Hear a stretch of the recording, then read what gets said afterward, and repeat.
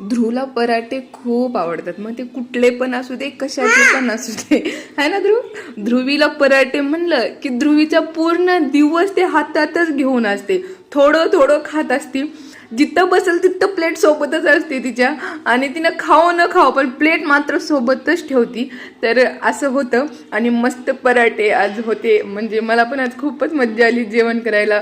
हा मन भरून एकदम छान रिलॅक्स. आणि मग नंतर मी ध्रुवीला बच्चूला तयार केली.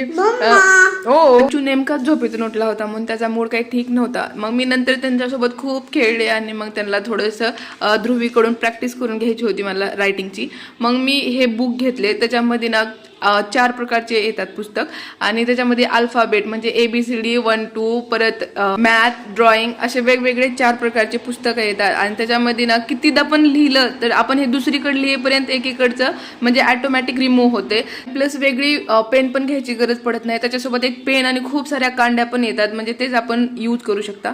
कोणाला पाहिजे असेल तर लिंक टाईप करा, भेटून जाईल. ही साडी दिसायला किती सुंदर आहे ना, कलर पण किती छान आहे. पण घेतल्यापासून मी फक्त एकदा घातली ह्या साडीला, मी परत एकदा पण घातले नाही नंतर. आणि घेऊन हिला 4 वर्ष कंप्लीट झाले, म्हणजे ध्रुवी पोटात असताना घेतलेली साडी आहे ही, म्हणजे 5 महिन्याची. तर काही जास्त घालत नाही, म्हणून मला असं वाटलं की ध्रुवीसाठी एक सुंदर डिझायनर ड्रेस शिवूया, म्हणून माझ्या डोक्यामध्ये खूप दिवसापासून चालू होतं. मग मी फायनली आज टाकायला जाणार होते, आणि मग चुन्नू मुन्नूला तयार केली, आणि मग आम्ही गेलो खाली.